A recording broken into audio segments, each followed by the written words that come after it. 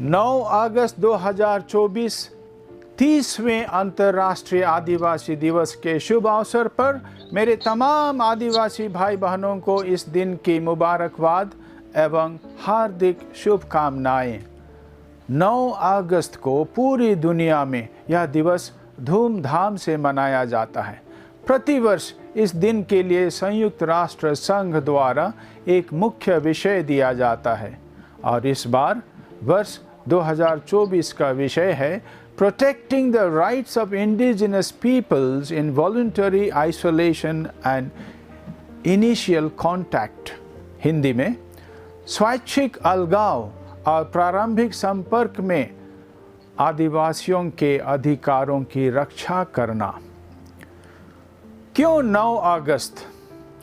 क्योंकि 9 अगस्त 1982 को ही जेनेवा में आदिवासी यानी इंडिजिनस जनसंख्या पर संयुक्त राष्ट्र संघ की कार्यकारिणी की पहली बैठक हुई थी और तब से अंतर्राष्ट्रीय आदिवासी वर्ष और आदिवासी दिवस मनाने की प्रथा शुरू हुई। इस उत्सव अथवा समारोह के निम्नलिखित उद्देश्य हैं। पहला, सभी आदिवासी समूहों की ज़रूरतों, संघर्षों और अपेक्षाओं के प्रति जागरूकता लाना। दूसरा, दुनिया के आदिवासियों के अधिकारों की रक्षा करना एवं उनके प्रति जागरूकता लाना। तीसरा, इस प्रकार के समारोहों के माध्यम से आदिवासियों की उपलब्धियों और उनके योगदान की पहचान दिलाना। और चौथा, पर्यावरण की रक्षा अथवा संरक्षण में आदिवासियों के योगदान को पहचान देना। दुनिया में अंतर्राष्ट्रीय आदिवासी दिवस मनाने की जागरूकता निरंतर बढ़ रही है। भारत में भी आदिवासी इस दिवस को शहर और गांव में बड़ी ही धूमधाम से मनाते हैं।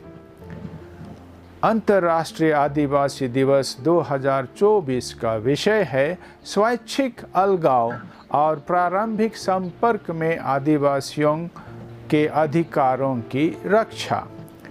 आज जब हम अंतर्राष्ट्रीय आदिवासी दिवस मनाने चले हैं तो हम एक महत्वपूर्ण और अक्सर अनदेखे मुद्दे पर ध्यान केंद्रित कर रहे हैं और वह है स्वैच्छिक अलगाव और प्रारंभिक संपर्क में रहने वाले आदिवासी के अधिकार की रक्षा। ये आदिवासी समुदाय जो अमेजन, दक्षिण पूर्व एशिया और प्रशांत जैसे क्षेत्रों में पाए जाते हैं ने दुनिया से अलग रहकर अपनी अनूठी संस्कृतियों, भाषाओं और जीवन के तरीकों को संरक्षित किया है। यह क्यों महत्वपूर्ण है? स्वैच्छिक अलगाव और प्रारंभिक संपर्क में रहने वाले आदिवासी दुनिया के कुछ सबसे ज़्यादा जैव विविध और पारिस्थितिक रूप से महत्वपूर्ण क्षेत्रों के संरक्षक हैं। उनका पारंपरिक ज्ञान और स्थायी प्रथाएं जलवायु परिवर्तन और पर्यावरणीय क्षरण दोहन के खिलाफ लड़ाई में अमूल्य है। हालांकि ये समुदाय वनों की कटाई, अवैध खनन और बीमारियों जैसे बाहरी दबावों से महत्वपूर्ण खतरों का सामना आज भी कर रहे हैं। हमारी जिम्मेदारी या हमारी सामूहिक जिम्मेदारी है कि हम इन समुदायों के अधिकारों का सम्मान और रक्षा करें। इसमें शामिल हैं, पहला, उनकी स्वायत्तता को मान्यता देना।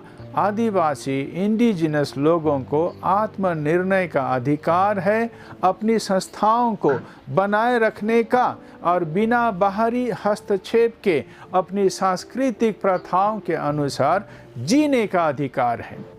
दूसरा, आदिवासियों के जल, जंगल और ज़मीन की रक्षा करना, यह सुनिश्चित करना कि आदिवासियों की भूमि अतिक्रमण और शोषण से सुरक्षित है, महत्वपूर्ण है। इसमें उनकी भूमि अधिकारों की कानूनी मान्यता और अवैध गतिविधियों के खिलाफ प्रभावी प्रवर्तन शामिल है। तीसरा, उनकी सुरक्षा निश्चित करना इन कमज़ोर आबादी में बीमारियों के प्रसार को रोकने के उपाय किए जाने चाहिए, जिनके पास अक्सर सामान्य बीमारियों के खिलाफ प्रतिरक्षा नहीं होती है। और चौथा है जागरूकता बढ़ाना। इन समुदायों के अस्तित्व और अधिकारों के बारे में वैश्विक जागरूकता बढ़ाना आवश्यक है। शिक्षा और कानूनी नीतियों के लिए समर्थन जुटाने में मदद कर सकती है, जो उनके जीवन के तरीके की रक्षा करती है। कार्रवाई के लिए आह्वान। इस अंतर्राष्ट्रीय आदिवासी अथवा इंडिजिनस दिवस पर आइए हम स्वैच्छिक अलगाव और प्रारंभिक संपर्क में आदिवासी लोगों के अधिकारों की रक्षा के प्रति अपनी प्रतिबद्धता को पुनः पुष्टि करें। ऐसा करके हम उनके योगदान को हमारे विश्व की सांस्कृतिक और पारिस्थितिक विविधता के लिए सम्मानित करते हैं और सुनिश्चित करते हैं कि उनकी आवाज़ें सुनी जाएं और सम्मानित की जाएं। साथ मिलकर हम एक ऐसा भविष्य बना सकते हैं जहां सभी हमारे आदिवासी समुदाय अपने पर्यावरण के साथ सामंजस्य में फल फूल सकें और अपनी प्रिय परंपराओं को बनाए रख सकें। आदिवासी दिवस की सांस्कृतिक महत्ता। अपनी अमूल्य और संपन्न विरासत को मनाना विश्व आदिवासी दिवस एक अवसर है अपने संपन्न आदिवासी विरासत, अनूठी और सुंदर परंपराओं, भाषा, वेशभूषा, खान पान को गर्व के साथ मनाने का। 9 अगस्त को हर आदिवासी के लिए एक प्रण लेने का दिन है। आइए हम कुछ कार्य योजनाओं पर अमल करें। पहला है अपने आदिवासी समुदाय की भाषा सीखें और इसका अपने प्रतिदिन के जीवन में इस्तेमाल करें। पढ़ने में, बोलने में और लिखने में। पूरे भारत में 700 से ज़्यादा आदिवासी समुदाय निवास करते हैं और हर समुदाय की अपनी भाषा है। अपनी आदिवासी भाषा को बचाने और उसे अगली पीढ़ी को संचारित करने की जिम्मेदारी हर आदिवासी को है। विश्व के करीब 7,000 भाषाओं में कम से कम 40% आदिवासी भाषाएं खतरे में हैं। इसका मतलब ये हुआ कि इसे बोलना छोड़ दिया गया है। यदि भाषाएं नहीं बोली जाएंगी तो वो स्वतः मर जाएंगी। और इसी को ध्यान में रखते हुए संयुक्त राष्ट्र संघ ने वर्ष 2022-2032 को आदिवासी भाषाओं का दशक यानी 10 वर्षीय समय घोषित किया है। हम अपने अपने क्षेत्र में इसके लिए अवश्य कार्य योजनाएं बनाएं। दूसरा है आदिवासी होने पर शर्मिंदगी अनुभव ना करें, बल्कि गर्व करें। हम गर्व से कहें हम आदिवासी हैं।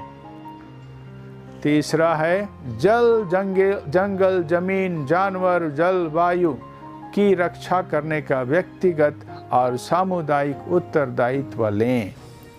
चौथा है प्रकृति अथवा पर्यावरण की रक्षा करें। हर एक जन एक पेड़ लगाए। पांचवा अपने अधिकारों को पढ़ें, जानें, उसकी रक्षा में लड़ें।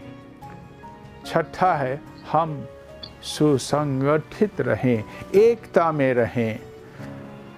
सातवां फूल गुच्छा के बदले एक पौधा या अच्छी किताबें दें, वृक्षारोपण करें। आठवां अपने बच्चों अथवा आने वाली पीढ़ी को अपनी आदिवासी भाषा सिखाएं।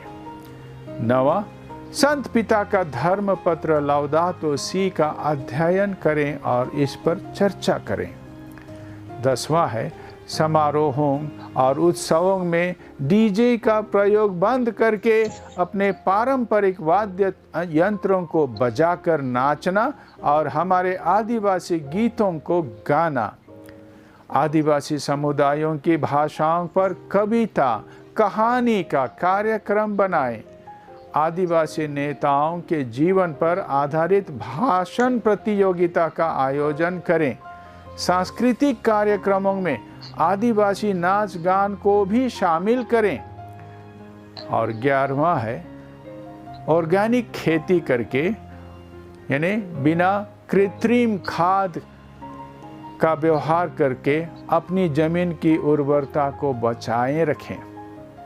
संयुक्त राष्ट्र आर्थिक एवं सामाजिक परिषद में विश्व की मौजूदा चुनौतियों से निपटने में आदिवासी समुदाय कितना उपयोगी हो सकता है, इस पर बात रखी गई।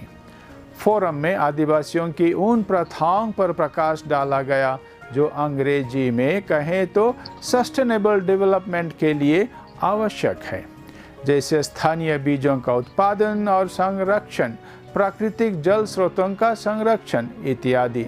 ऐसे जल स्रोतों को डीप बोर अथवा वैसे जगहों पर रियल एस्टेट आदि बनाकर खराब नहीं करने, खेती में पशुओं का उपयोग, मशीन के उपयोग से जमीन की उर्वरता का बहुत तेजी से ह्रास होना चिंता की बात है।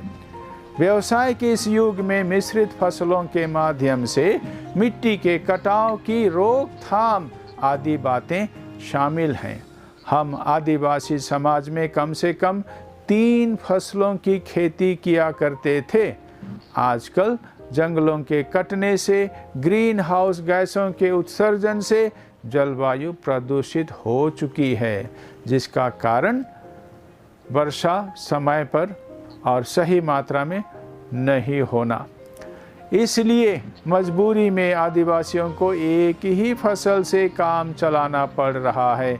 दलहन और तेलहन की फसल गाँव हो गई, कम हो गई, जिसके चलते आदिवासी बच्चे पूरे देश में कुपोषण के शिकार हो रहे हैं। ये तो हुआ जो फसल हम उगाते हैं या उगाने का प्रयास करते हैं। फोरम में यह बात भी रखी गई कि जो मानव की पौष्टिकता है उसमें बिना खेती वाले खाद्यान्न का भी उपयोग अच्छी तरह से करना, जैसे जंगल के कंदमूल, फल फूल आदि का उपयोग सालाना किया जाना चाहिए। हम अपनी आदिवासी अस्मिता और